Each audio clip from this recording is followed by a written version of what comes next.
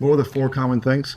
The first one was that they all believed and accepted that there was an intelligence that lived within them that was giving them life. And These people you interviewed who had had injuries that overcame them. No. These are people who were with cancer, MS, lupus, Gotcha. Parkinson's disease. Who got better. Yeah, just spontaneously. And it's called a spontaneous remission. So They believed there was an intelligence. there was some invisible life force they were connected to, that they felt like they had lost their connection to. They became separate and disconnected from.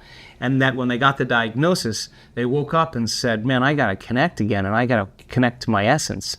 And so they developed a relationship with it, just like you develop a relationship with anybody.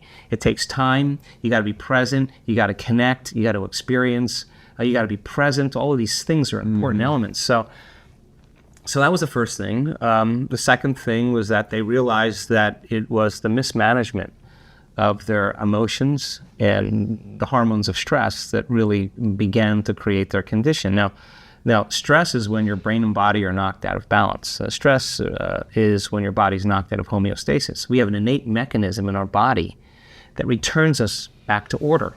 So then if someone cuts you off on the LA freeway, you have an emotional reaction, but 15 minutes later, you're back to driving and you're over it, right? That's all organisms in nature can tolerate short-term stress. But when it's all day long, all week, all year. Yeah, so if you're reacting to, like if Tyrannosaurus Rex is chasing you, you have to make a decision. Am I going to use 20% of my energy? I'm going to use 100%. So it turns out when you're reacting to traffic. 200%. All right, or if you're reacting to your coworker sitting in the cubicle next to you, Right. You're turning on that response, and what was once very adaptive becomes very maladaptive, because when you turn on the stress response and you can't turn it off, now you're headed for disease, because nobody can live in emergency mode for that extended period of time. Well, human beings, we can turn on the stress response just by thought alone. You can think about your problems, and you're producing the same biological effects.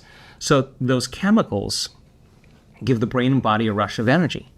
And people become addicted to that rush of energy. So now they use the problems and conditions in their life to reaffirm their addiction to that emotion. They need the bad job. They need the poor relationship. So that means they become addicted to the life that they don't even like.